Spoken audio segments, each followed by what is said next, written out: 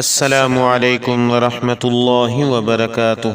بسم اللہ الرحمن الرحیم۔ ایک کفن چور کا واقعہ۔ حضرت بایزید بسطامی رحمۃ اللہ علیہ کے ہاتھ پر ایک کفن چور نے توبہ کی۔ آپ نے اس سے پوچھا، بھائی جرم کیا کرتا ہے؟ اس نے بتایا کہ میری پوری زندگی میتوں کے کفن چوری کرنے میں گزری ہے۔ میں جنازہ بھی پڑھتا ہوں، میت کے کفن دفن میں شریک بھی ہوتا ہوں، پھر وہاں نشان لگا کے آ جاتا ہوں۔ دنیا جب رات کو سو جاتی ہے تو میں قبرستان میں جاتا ہوں اور سر کی طرف سے مٹی ہٹا کے اور سیلیں ہٹا دیتا ہوں، پورا کفن اتار لیتا ہوں اور بازار میں بیچ دیتا ہوں۔ میری پوری زندگی اسی کام میں گزر گئی، لیکن آج مجھے خیال آیا کہ میں نے بھی مر جانا ہے تو کیوں نہ اس کی بارگاہ میں توبہ کروں۔ حضرت بایزید بسطامی رحمۃ اللہ علیہ رونے لگ گئے۔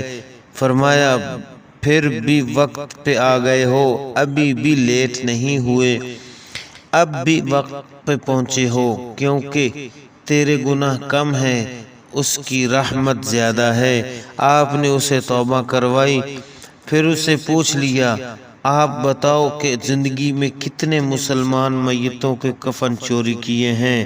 وہ داڑے مار کے رونے لگا۔ اس نے کہا، حضرت میں اب بھی جھوٹ نہیں بولتا، توبہ کر چکا ہوں۔ اللہ کی عزت کی قسم 1000 مسلمان میتوں کی کفن چوری کی۔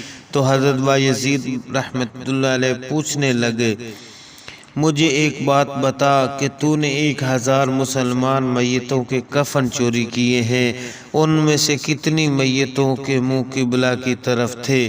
کیونکہ تو قبر کھولتا تھا، بتا قبرستان میں 1000 قبریں تو نے کھولی اور کفن چوری کی، کتنی میتوں کے منہ قبلہ کی طرف تھے؟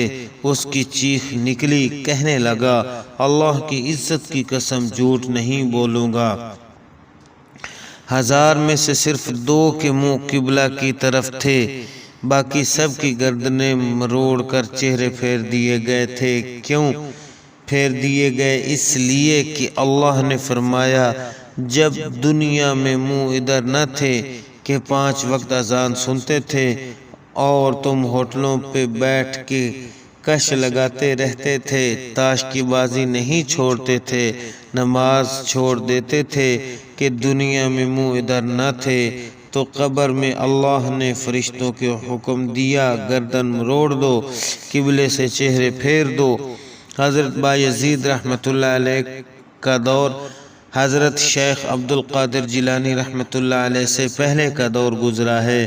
اس دور میں گھروں میں ٹی وی نہیں تھے، موبائل نہیں تھے، فلمیں نہیں تھیں اور بے حیائی کا یہ ماحول نہیں تھا، یہ بے غیرتی کے منظر نہیں تھے، تو 1000 میں سے 2 بچے ہیں۔ اب معلوم نہیں وہ 2 بھی بچتے ہیں کہ نہیں۔ جو جان بوجھ کر نماز چھوڑ دیتا ہے اس کا ایمان ختم ہونے لگتا ہے۔